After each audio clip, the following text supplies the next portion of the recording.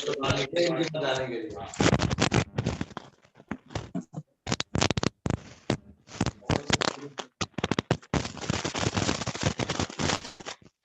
Hello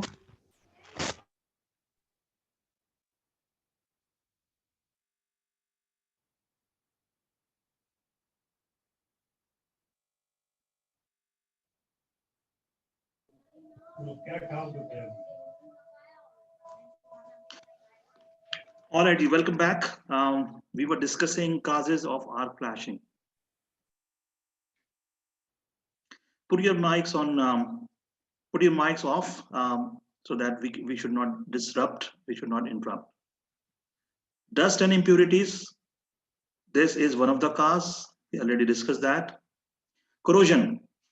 Corrosion is one of the headache being faced by today's industry. Corrosion of equipments that creates impurities on insulating surfaces. Corrosion also weakens the contact between conductor terminals, increases the contact resistance through oxidation or other contamination. All right. So for corrosion, the solution of corrosion is cathodic protection. Cathodic protection. So your organization might be aware, might be familiar of that protection.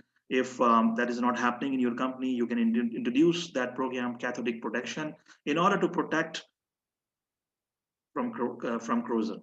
So corrosion is one of another major cause of arc flashing. Then condensation. What happens, especially in the winter mornings? Water vapors.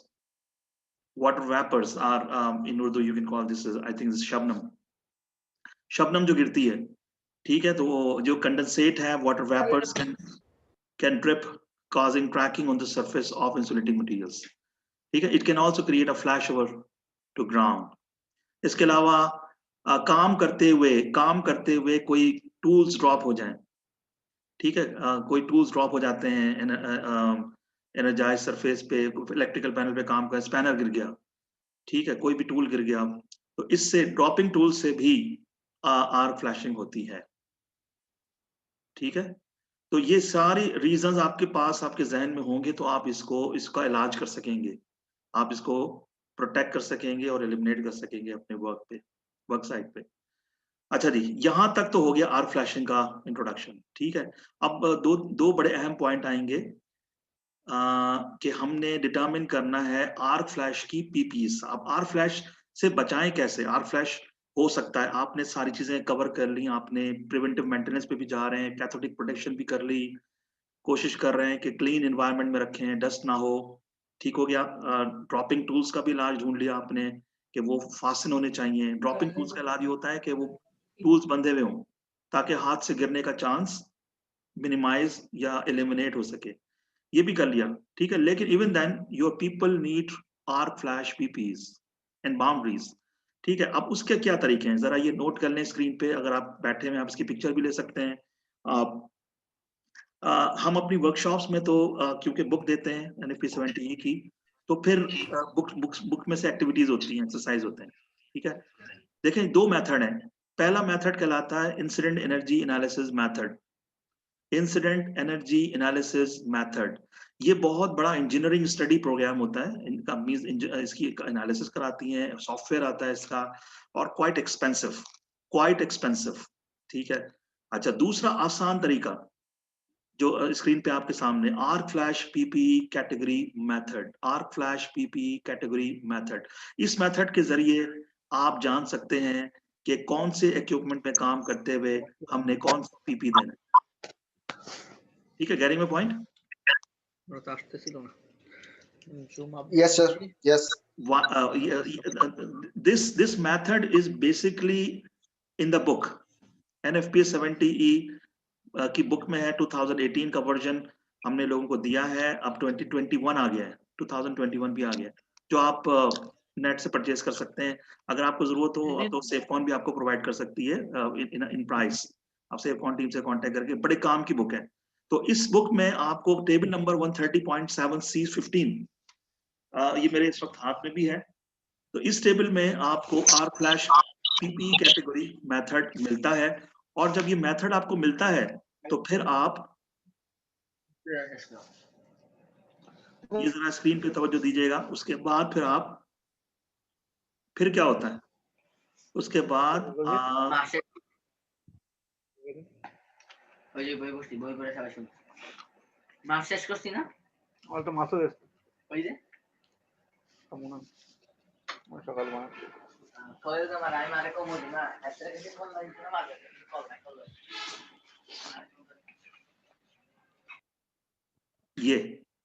ये देख रहे हैं आप screen पे incident energy analysis.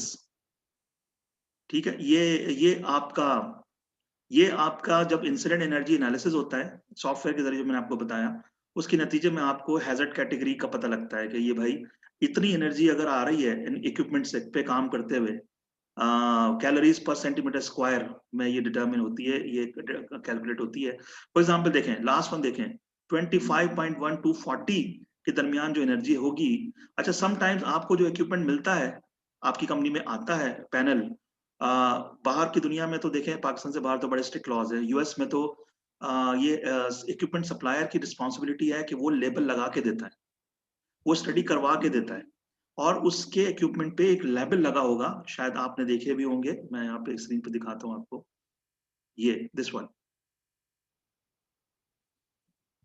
warning label as per law must be posted at all electrical equipments. Now as you can see on the screen, see arc flash and shock hazard present, appropriate PPs, arc flash boundary 5.7 feet, incident energy 5.7 calories per centimeter square, working distance 24 inches. This is all pre-calculated by the equipment manufacturer, and as per law this must be pasted before bringing to the company. If this is not pasted, now this will be the company responsibility, have to perform all these tasks, incident energy analysis, and once it is done, that after that all these information will be posted. Warning label, another example.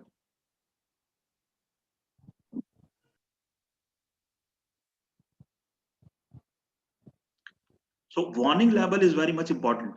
If there is no warning label, your workers will not understand that what is the incident energy level from the equipment, what is the hazard category, what PP is to be worn, how much distance to be maintained. All right, so, I'm trying to dig out another example which was already posted in the course one. Just be with me.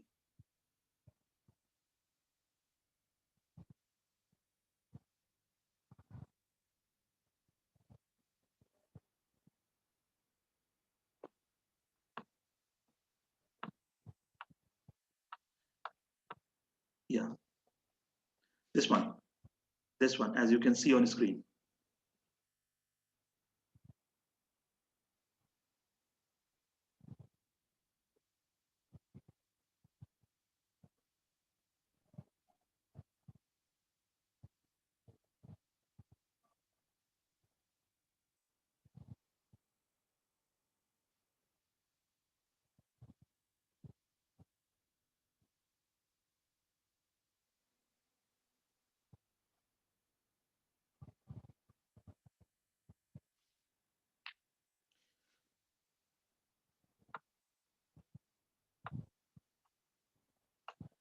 तो warning level, तो आपकी company में जो equipments हैं उनमें levels लगे हुए हैं?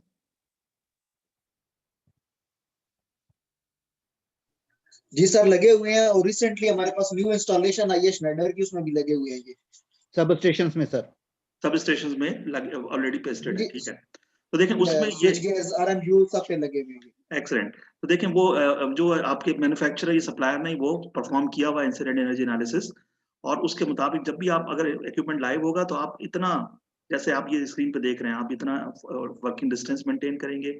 इसमें लिमिटेड अप्रोच बाउंड्री का जिक्र भी है, रिस्ट्रिक्टेड अप्रोच बाउंड्री का भी जिक्र है। ठीक है, 3.5 फीट और 1.0 फीट, इसको भी हम स्क्रीन पे देखते हैं। लिमिटेड अप्रोच बाउंड्री क्या है और रिस्ट्रिक्टेड अप्रोच बाउंड्री क्या है। ये स्क्रीन पे आपके सामने दो तरह की बाउंड्रीज मेंटेन करनी होती हैं, ठीक है। और ये आपको कैसे पता लगेगा कि कैसे कितनी बाउंड्री मेंटेन करनी है? या तो इंसिडेंट एनर्जी एनालिसिस करवा लें, या बने बनाए स्टैंडर्ड है एनएफपीए की बुक में एक टेबल मेथड है। टेबल के जरिए वो आपको बता देगा कि कितने वोल्टेज के इक्विपमेंट पे आपने कितना डिस्टेंस मेंटेन करना है। अगर आप देखें इसको और से अगर आप देखें तो ये दो बाउंड्रीज हैं, इसको ध्यान में रखिएगा। ये की टेक अवे है इस ट्रेनिंग का। कोई आपसे पूछे कि भाई क्या की टेक अवे थे, तो boundaries is one of the key take away कि while working at exposed energized electrical conductor circuit path, तो यहाँ पे आपने दो तरह की बाउंड्रीज मेंटेन करनी है, ठीक है। पहली बाउंड्री, ये आपका इक्विपमेंट है, ठीक है भैया। ये आपकी ये आपका वर्कर है जिसने इंटरेक्ट करना है, वह काम करना है, ये कॉम्पिटेंट पर्सन है। एनएफपीए 70E की टर्मिनोलॉजीज में कॉम्पिटेंट का पर्सन का मतलब है जिसको हमारे इलेक्ट्रिशियन भी कहा जाता है, ठीक है। लेकिन उनकी टर्मिनोलॉजी में ये इलेक्ट्रिशियन ही है, लेकिन वो पर्सन जो कि ट्रेन्ड है, एक्सपीरियंस्ड है, नॉलेजेबल है, कैट पर्सन है और इलेक्ट्रिकल सेफ्टी का ट्रेंड बंदा है। वो जानता है कि हैजर्ड्स क्या है और रिस्क क्या है, तो उसको हम कॉम्पिटेंट पर्सन कहते हैं। तो ये पहली बाउंड्री आ गई रिस्ट्रिक्टेड अप्रोच, फर्स्ट बाउंड्री ये आप देख रहे हैं फर्स्ट, ठीक है। रिस्ट्रिक्टेड अप्रोच बाउंड्री क्या है? इसके अंदर नॉन कॉम्पिटेंट या नॉन क्वालिफाइड बंदा नहीं जा सकता, ये ध्यान में रखिएगा। रिस्ट्रिक्टेड अप्रोच बाउंड्री के अंदर नहीं जा सकता। लिमिटेड अप्रोच बाउंड्री के अंदर जा सकता है with complete PPEs, with complete PPEs, ठीक है जी। और तीसरी जो आपको नजर आ रही है ये रेड डॉट लाइन, ये है arc flash protection boundary. Arc flash protection boundary अब पता कैसे लगाएं कि भाई कितना फासला मेंटेन करें किस इक्विपमेंट पे? तो मैं आपको बता चुका हूं कि दो तरीके हैं। इंसिडेंट एनर्जी एनालिसिस करवा लें, ठीक है, जो कि अगर इक्विपमेंट पे आपकी पहले से मौजूद है तो उस पर इंफॉर्मेशन तहरीर होनी चाहिए। तो और अगर नहीं हुआ ये एनालिसिस और इंफॉर्मेशन मौजूद नहीं है, इक्विपमेंट पे लेबल नहीं लगा हुआ, तो आप एनएफपी 70E से भी हेल्प ले सकते हैं। उसकी एक टेबल है, नोट करना चाहें अगर बुक में मौजूद है, table number 130.4 bracket D bracket A. ये आपको तमाम इक्विपमेंट्स का डिस्टेंस बता देगी, लिमिटेड अप्रोच बाउंड्री भी बता देगी और रिस्ट्रिक्टेड अप्रोच बाउंड्री भी बता देगी, ठीक है जी। दोनों चीजें आपको बुक में मिल जाएंगी। जब हमारी वर्कशॉप होती है तो हम ये बुक में से एक्सरसाइज करवा लेते हैं, तो लोगों को आइडिया हो जाता है, ठीक है।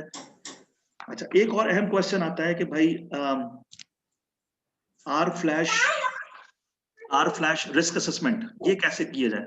हमें कैसे पता लगेगा कि इस इक्विपमेंट में, देखें अगर तो लेबल वार्निंग है तब तो तकरीबन आपका काम हुआ है, सारी इंफॉर्मेशन मौजूद है और उसके मुताबिक आपने एक्ट करना है। लेकिन लेबल अक्सर नहीं होता, ठीक है। हमारे मुल्क में क्योंकि हम कंप्लायंस इतना ज्यादा नहीं है तो लेबल वार्निंग नहीं होती। उस सूरत में क्या करें, ठीक है। तो उस सूरत में ये एक रिस्क असेसमेंट है जो कि बुक में ही मौजूद है। किस तरह का इक्विपमेंट है, एनएफपीए ने कंडीशंस बताई हुई हैं, किस तरह की इक्विपमेंट कंडीशन है और लाइक्लीहुड ऑफ आर्क फ्लैश बनता है कि नहीं बनता।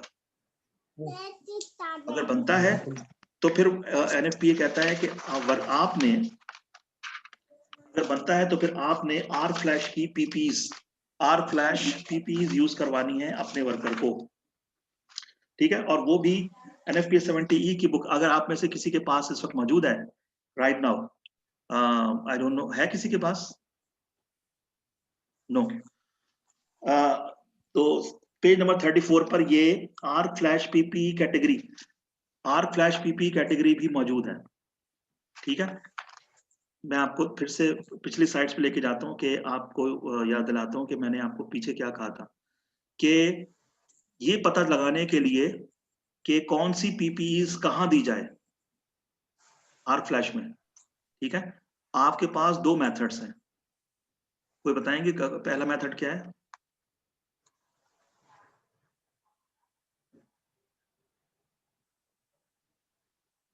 दो मेथड्स हैं arc flash, instant energy survey method, I think incident energy analysis, excellent ji बिल्कुल। अनदर जो आप बुक के टेबल से हम चेक कर सकते हैं। Second one is from book, जी, वो टेबल मेथड है, पीपी कैटेगरी उन्होंने दी हुई है और ये टेबल का नाम भी इन्होंने यहाँ पे दिया हुआ है, ये वाला।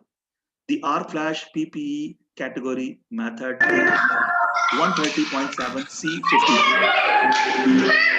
अच्छा, mics को please आप listen completely.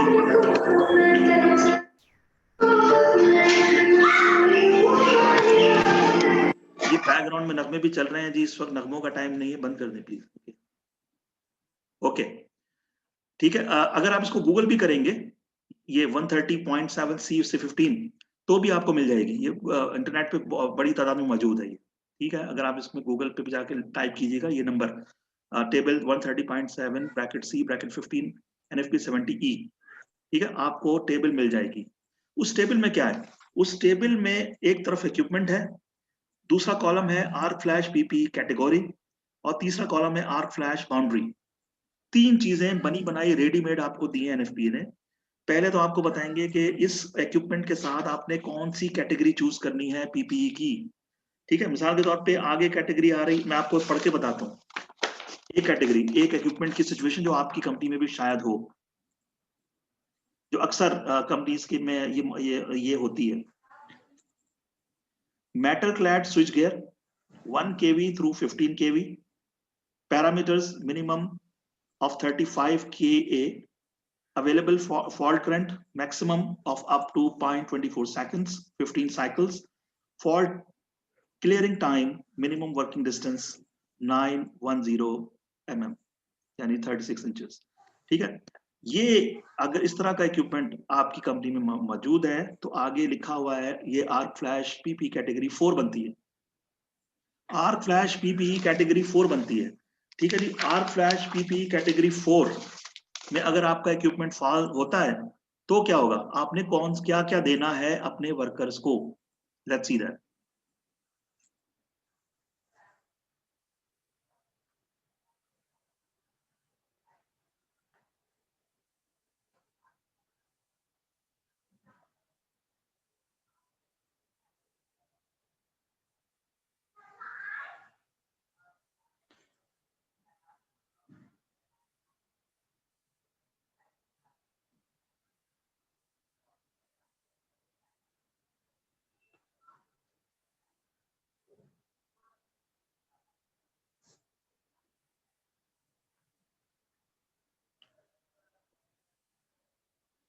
दिस वन, ये क्लियर नजर आ रहा है? मैं इसको जरा पूरी स्क्रीन पे लेकर आता हूँ।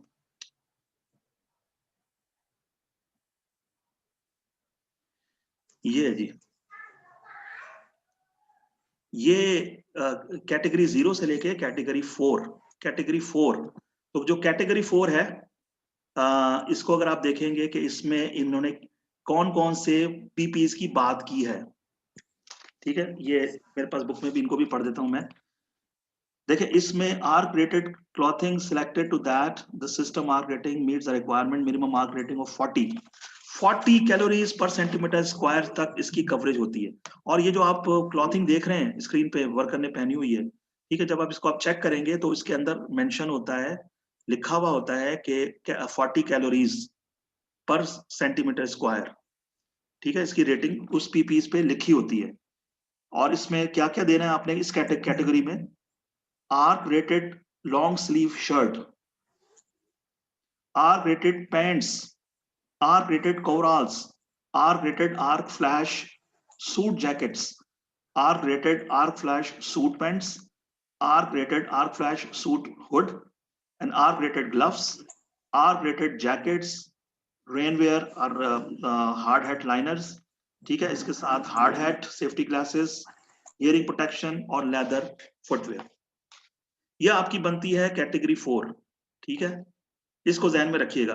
आप इसको गूगल भी करेंगे तो आपके सामने आ जाएगी कि कैटेगरी आप करेंगे category aged category 4 NFP 70E, आपको इसकी डिटेल्स आ जाएंगी कि ये क्या कहना चाह रहे हैं, ठीक है। बुक में से देखना चाहते हैं तो आपके पास बुक होना चाहिए, या आपको रेडीमेड सारी चीजें बुक के साथ मिल जाएंगी, ठीक है जी। क्लियर है? कोई कंफ्यूजन, कोई क्वेश्चन? चीजों को रिलेट कर रहे हैं, कनेक्ट कर रहे हैं, डॉट्स को कनेक्ट कर रहे हैं जी। सर कैटेगरी 3 और 4 सेम है? हाँ तकरीबन सेम है, कोई बहुत ज्यादा डिफरेंस नहीं है, लेकिन यहाँ पे आर रेटिंग कैटेगरी है 25 कैलोरीज पर सेंटीमीटर, ठीक है। Yes, sir. Yes, sir. Four की जो क्या है वो 40 तक है, ठीक है। तो ये Thank you, sir. बेसिकली क्या है कि एनएफपीए ने बने बनाए रिसर्च करके आपके हाथ में दे दी है कि भाई आपने अगर इंसिडेंट एनर्जी एनालिसिस नहीं करवाया तो आप इससे भी हेल्प ले सकते हैं, ठीक है। अच्छा, जो सारी चीजें मेंशन है लाजमी नहीं है, अकॉर्डिंग टू सिचुएशन यूज करवानी है। मिसाल के तौर पे इसमें लिखा हुआ रेनवेयर, ठीक है, जहां बारिश वारिश हो रही हो या मॉइस्ट एरिया वहां पे रेनवियर देना है, हर जगह नहीं देना, ठीक है। तो ये सेफ्टी मैनेजमेंट में जो लोग हैं ये उनकी जिम्मेदारी बनती है कि अपनी कंपनी का रिस्क असेसमेंट करें, इलेक्ट्रिकल रिस्क असेसमेंट करें और अपने वर्कर्स को ये प्रोवाइड करें। अगर नहीं है तो कंपनी को रेकमेंड करें कि ये हमने प्रोवाइड करना है। कि इलेक्ट्रिक में मेरी एक ट्रेनिंग हुई थी, वहां पे ये दे तो रहे थे लेकिन उनको ये आइडिया नहीं था कि ये हैजर्ड कैटेगरी कौन सी बनती है, इसको उन्होंने साइंटिफिकली मैनेज नहीं कर रहे थे। उसके बाद काफी उनके सिस्टम में इंप्रूवमेंट में आई है। अच्छा, ये स्क्रीन पे जो आप जो देख रहे हैं इंसिडेंट एनर्जी लेवल, ठीक है। अब आपसे मेरा क्वेश्चन है, ये कहां से आया, ये टेबल कहां से आई? ये देख रहे हैं हैजर्ड सर ये भी एनालिसिस करने के बाद टेबल बनाया गया ना? एनालिस्ट, हाँ, इंसिडेंट एनर्जी एनालिसिस, ठीक है। इंसिडेंट एनर्जी एनालिसिस के बाद आपको पता लगा ये इक्विपमेंट, मिसाल के तौर पे किसी इक्विपमेंट में एनर्जी रिलीज होती है, हो सकती है potential energy 1.2124 calories per centimetre square, तो वो हैजर्ड कैटेगरी रिस्क कैटेगरी 1 में फॉल होता है। इसका मतलब है आपने जो पीपी देनी है वो ये है अकॉर्डिंग टू दिस वन, ठीक है। अच्छा, और कुछ और इंपॉर्टेंट चीजें हम उसको कवर करते हैं पीछे जाके।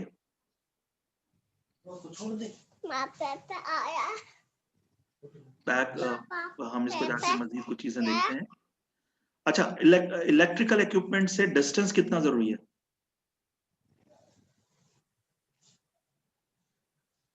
या इलेक्ट्रिकल इंस्टॉलेशन से, इलेक्ट्रिकल इंस्टॉलेशन है, एनर्जाइज्ड केबल है, इक्विपमेंट है, आपने कोई स्कैफोल्डिंग लगानी है, तो कितना distance maintain, power line, energised power line कहने हैं, बिल्कुल, उससे कितना डिस्टेंस मेंटेन करना जरूरी है?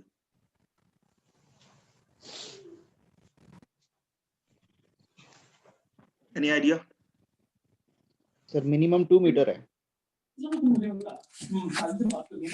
यस, लिफ्टिंग इक्विपमेंट का तो मेरे ख्याल आई थिंक 10 फीट 10 फीट है, बिल्कुल, ये करेक्ट आंसर यही है। देखें, अप टू 50 केवी तक, 50 केवी तक अगर है तो ये 10 फीट है, ठीक है जी। ये अपने माइक्स ऑफ कर दें, काइंडली माइक्स ऑफ कर दें, ओके।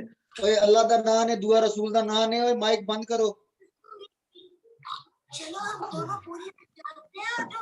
अच्छा जी, ठीक है जी। ये बड़े काम का पॉइंट आ रहा है स्क्रीन पे, जरा ध्यान से देख लीजिए या कहीं नोट भी कर लें।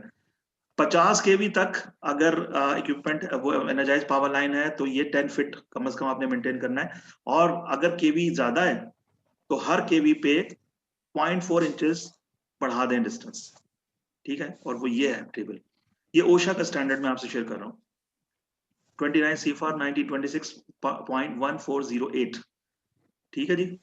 अब आप देखते हैं कि अगर मिसाल है 750 केवी है तो ये 35 फीट है का डिस्टेंस मेंटेन करना है। सर एक क्वेश्चन है जी सर, हमारे वहाँ मैं एक डिस्ट्रीब्यूशन कंपनी में हूँ, तो वहाँ सर्विस जंपर्स वगैरह एनर्जाइज्ड लाइन पे ही लगते हैं जी जी, सर्विसेज वगैरह। तो गो के इंसुलेटेड कुछ इक्विपमेंट भी आईपीसीज यूज करते हैं हम, इंसुलेटेड स्विचिंग कनेक्टर्स, इसके बावजूद आर्क की गुंजाइश भी रहती है, तो हम इसमें 2 मीटर का डिस्टेंस बना नहीं सकते एमटीएल पे। अच्छा, ओके। देखिए, ये तो सिचुएशन देखना पड़ेगा, विजिट करना या आप ये नहीं, इसमें आपकी सिचुएशन क्या है, उस इक्विपमेंट पे लाइव काम करते हैं या उसके साथ कोई एक्टिविटी करनी है आपने? सर लाइव उसके ऊपर सर्विसेज कनेक्ट होती हैं ताकि फेज और न्यूट्रल के इशू ना रहें मीटर्स के ऊपर सप्लाई लेने के लिए। तो इसमें तो हम 2 मीटर का डिस्टेंस तो मेंटेन नहीं कर सकते, क्योंकि एनर्जाइज पावर लाइन पे ही ये काम करना होता है कंफर्मेशन के लिए। नहीं, ये सिचुएशन कुछ और है जो आप बता रहे हैं। देखें, ये जो इस वक्त स्क्रीन पे टॉपिक है ये कुछ और है। एक्सक्यूज मी सर, जी सर ये जो हम हाई टेंशन के पोल यूज कर रहे हैं ना, उसका डिस्टेंस बता रहे हैं कि जमीन से उसका डिस्टेंस, वो जो केबल्स होती हैं, लाइंस होती हैं, उसका कितना होना चाहिए? ये स्क्रीन सर पे अप टू 50 किलोवोल्ट का लिखा हुआ था, जब भी मैं पूछ रहा हूँ। नहीं, देखें आपने कोई एक्टिविटी करनी है, जैसे मैं ये देखें स्क्रीन पे मिसाल लिफ्टिंग करनी है, ठीक ठीक ठीक ठीक ठीक ठीक है, ये उसके लिए है। क्लियर है? ठीक है, थैंक यू। तो लाइव इलेक्ट्रिकल लाइन से कितना फासला रखना है आपने, ठीक है, फासला रखें वरना प्यार हो जाएगा। तो आपने ये फॉलो करना है, ठीक है। और अगर नोट करना चाहें इसको इंटरनेट पे मौजूद है, ये पूरी 1926.1408 ओशा 29 CFR, ठीक है जी। जो आप बात कर रहे हैं वो इक्विपमेंट पर काम करना है, ठीक है, दैट इज समथिंग। उसमें बाउंड्रीज आती हैं, वो ये वाली जो अप्रोच बाउंड्रीज का जिक्र हुआ था, exactly sir, thank you very much. Approach boundaries, ठीक है, वो अलग चीज है। और लाइव पावर लाइन से कितने फासले पे काम करना है वो एक अलग चीज है। ठीक हो गया? तो अभी हम क्विकली बस जल्दी जल्दी और भी मजीद चीजें निपटा लेते हैं। डिस्टेंस का हो गया। अच्छा, हार्ड हैट, आपका जो हेलमेट है हार्ड हैट, ठीक है, इसकी क्या कैटेगरीज बनती हैं अकॉर्डिंग टू इलेक्ट्रिकल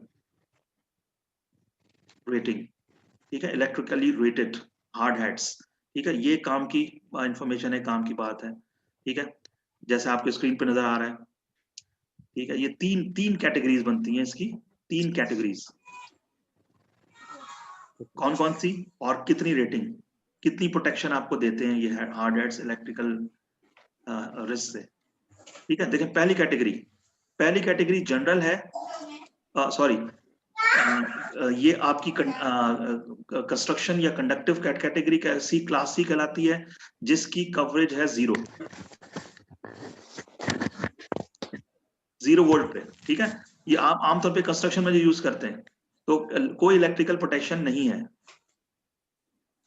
ठीक हो गया। सेकंड कैटेगरी है जनरल क्लास या जनरल कैटेगरी 2200 वोल्ट्स तक आपको प्रोटेक्ट करती है, यानी इलेक्ट्रिकली रेटेड है 2200 वोल्ट तक। इससे ऊपर का अगर वोल्टेज है, हाई वोल्टेज लाइन है, तो यानी अप टू 20,000 वोल्ट तक प्रोटेक्शन है क्लास ई, ठीक है। तो यूजुअली जो एनर्जाइज पावर लाइन पे काम करने वाले वर्कर्स हैं, उन्हें ये क्लास ई हार्ड हैट प्रोवाइड किए जाते हैं, जैसे यूटिलिटी सर्विसेज वाले, इलेक्ट्रिक हो गए, वापडा, इनके वर्कर्स के लिए, ठीक है जी। ये 3 क्लासेस, क्लास सी, जी और ई। क्लास सी 0 वोल्टेज, जी 2200 वोल्टेज, ई 20,000 वोल्टेज, ठीक है जी। ये अपने पास कहीं नोट कर लें, पिक्चर लेना चाहें स्क्रीन की, ठीक है, तो वो ले लें। अच्छा, बाउंड्रीज का हमने जिक्र कर दिया, इस आर फ्लैश की बात कर ली, इसके काजेस को देख लिए, डिस्टेंस की बात कर ली, लिमिटेड अप्रोच। तो ये जो पहली बाउंड्री है लिमिटेड अप्रोच, वो है नॉन क्वालिफाइड पर्सन के लिए पहली बाउंड्री, ठीक है, distance eight which a shock hazard exist. तो नॉन क्वालिफाइड पर्सन इसको क्रॉस नहीं करेगा। रिस्ट्रिक्टेड अप्रोच बाउंड्री जो है वो किसके लिए है, उसके अंदर भी क्वालिफाइड पर्सन एंटर हो सकता है, लेकिन पीपीईज पहन के, ठीक है। अब ये देखें, इस तरह के सिस्टम आप लगा के काम करेंगे तो definitely electrically safe working conditions आप अचीव कर सकते हैं अपनी कंपनी के अंदर, ठीक है। सेफ्टी किसी हादसे का नतीजा नहीं है, बल्कि एक सिस्टम का नतीजा है। तो आप इस सिस्टम को अगर अप्लाई करने, इसको सीखेंगे, समझेंगे और अप्लाई करने की कोशिश करेंगे, तो डेफिनेटली रिजल्ट्स आते हैं, ठीक है। तो 2 तरह की बाउंड्रीज हैं, ठीक है, 2 तरह की बाउंड्रीज है, लिमिटेड और रिस्ट्रिक्टेड। लिमिटेड किसके लिए है? लिमिटेड आपके नॉन क्वालिफाइड यानी आम वर्कर्स इसके अंदर इसको क्रॉस किसी सूरत में नहीं करेंगे, ठीक है। जो रिस्ट्रिक्टेड है वो क्वालिफाइड पर्सन क्रॉस करेगा ओनली इन केस कि अगर उसने कंप्लीट पीपीईज पहनी हुई है, ठीक है। कंप्लीट पीपीईज कौन सी? शॉक प्रोटेक्शन से और आर्क फ्लैश से, ठीक है। ये वो डिस्टेंस है रिस्ट्रिक्टेड जिसपे लाइक्लीहुड इंक्रीज हो जाता है। लाइक्लीहुड किसका? इलेक्ट्रिक शॉक और आर्क फ्लैश, ठीक है जी। और तीसरी बाउंड्रीज है, 3 बाउंड्रीज है, लिमिटेड, रिस्ट्रिक्टेड और आर्क फ्लैश। तीसरी बाउंड्री है आर्क फ्लैश, ठीक है। ये वो बाउंड्री है जिसपे सेकंड डिग्री बर्न हो सकता है। तो अगर वर्कर अपना डिस्टेंस मेंटेन रख के काम करेगा, देखें 2 चीजों से वो प्रोटेक्ट हो सकता है, पीपीई से और डिस्टेंस से। पीपीई पहना हुआ, उसने प्रॉपर पहने हुए और डिस्टेंस प्रॉपर मेंटेन करके अगर वो काम होता है तो वो इन दो चीजों से वो महफूज रह सकता है, इवन अगर आर्क फ्लैश हो भी जाए, ठीक है। तो मकसद क्या है, वर्कर को सेव करना, ठीक है, ताकि वो उसकी जान बच जाए। ऑलराइट, इंसिडेंट एनर्जी, ये इंसिडेंट एनर्जी, ये जो मैंने आपको बात की कि पूरी स्टडी होती है इसकी, कंपनीज करवाती हैं, ठीक है। इंसिडेंट एनर्जी का मतलब ये होता है कि in the event of arc flash उस इक्विपमेंट से इतनी एनर्जी निकल सकती है, ठीक है। ये थर्मल एनर्जी है, that is express in calories per centimetre square. इसका यूनिट ये ध्यान में रखिएगा, कैलोरीज पर सेंटीमीटर स्क्वायर, ठीक है। कैलोरीज है आपकी एनर्जी और सेंटीमीटर आपके एरिया को कहते हैं, ठीक है, आपका एरिया। तो ये इंसिडेंट एनर्जी एनालिसिस, ये मैंने आपको जैसे बताया, component of an arc flash risk assessment. ये की डेफिनेशंस की बात हो रही है इस वक्त स्क्रीन पे। इंसिडेंट एनर्जी एनालिसिस हो गया। आपका क्वालिफाइड पर्सन एक वो पर्सन है जो कि अपना स्किल्स और नॉलेज डेमोन्स्ट्रेट करता है उस इक्विपमेंट में काम करते हुए, ठीक है। उसकी construction, operation plus safety trend है और उसको पता है कि उस इक्विपमेंट पे काम करते हुए किस तरह के हैजर्ड्स और रिस्क आते हैं और उनको कैसे मैनेज कर सकते हैं, ठीक है जी। अच्छा, अब बात करेंगे इलेक्ट्रिकल सेफ्टी प्रोग्राम में NFPA 70 article number 110 bracket H में रिस्क असेसमेंट की बात की गई है, ठीक है। रिस्क असेसमेंट में आमतौर पे हम सबकी नॉलेज, हम सब रिस्क असेसमेंट करते हैं हर तरह का, लेकिन ये यहाँ पे बात की गई है electrical safety, electrical risk assessment की, ठीक है। वही स्टेप्स हैं जो आम रिस्क असेसमेंट में होते हैं, ठीक है। फर्क सिर्फ ये है कि यहाँ पे इलेक्ट्रिकल आ गया लफ्ज। तो इसके 3 स्टेप्स हैं, identify hazards, you have to assess risk and then implement risk controls, ठीक है। आइडेंटिफाई हैजर्ड्स में आप जो भी एक्टिविटी करने जा रहे हैं उसमें क्या क्या हैजर्ड्स हो सकते हैं उनको लिस्ट डाउन करें, उससे क्या लॉस एक्सपेक्टेड हो सकता है। मसलन आर्क फ्लैश हो सकता है, 3rd डिग्री बर्न हो सकता है, वर्कर फॉलिंग हो सकती है, डेथ हो सकती है, ठीक है। लाइक्लीहुड कितना है, लाइक्लीहुड सिवियरिटी कितनी है, उस हैजर्ड का हमने ये रिस्क असेसमेंट करना है। और 3rd वन, आपने रिस्क कंट्रोल्स अप्लाई करने हैं, रिस्क कंट्रोल्स, ठीक है। उसका भी हायरार्की हम यहाँ पे देख रहे हैं, ठीक हो गया। ये है जी आपकी hierarchy of risk control, electrical risk assessment, ठीक है। ये NFPA की अपनी table. Start from elimination. Elimination की कोई एग्जांपल देंगे, एलिमिनेशन की बेस्ट एग्जांपल क्या है? एलिमिनेशन, आप एक कंट्रोल, एक हैजर्ड को ही एलिमिनेट करने जा रहे हैं। एनर्जाइज्ड इक्विपमेंट पे काम de-energize the equipment. D-energise, excellent. आप इक्विपमेंट को डी-एनर्जाइज कर दें, एनर्जी सोर्स ही कट ऑफ कर दें, एलिमिनेट हो गया, ठीक है, मजे से काम करें। ये best example of ideal situation है। NFPA 70 ने भी इसी पे बात की है कि आप ज्यादातर अपने जो आपके एक्टिविटीज हैं उनको एलिमिनेट ही करना है, एलिमिनेट करके काम करना है। लेकिन अगर नहीं कर सकते eliminate, sometimes there are certain situations where you're required to work on live equipment or line, ठीक है। वो कौन कौन से टास्क हैं टिपिकल, लेट्स डिस्कस। कौन कौन से ऐसे टास्क हैं जिसमें आप डी-एनर्जाइज या शटडाउन पे जा ही नहीं सकते? सर अभी एक सिचुएशनल बात मैंने की थी, सर्विस जंपर्स जो लगते हैं। हाँ बिल्कुल बिल्कुल सही है, ये हो गया, परफेक्ट। और ज़हन में सोचे। सर ऑपरेशन किया जाता है स्विचेस पे, लोड ब्रेकर्स पे, लोड ब्रेक स्विचेस पे, रिंगमैन यूनिट्स पे। बिल्कुल ठीक है, ये भी सही है।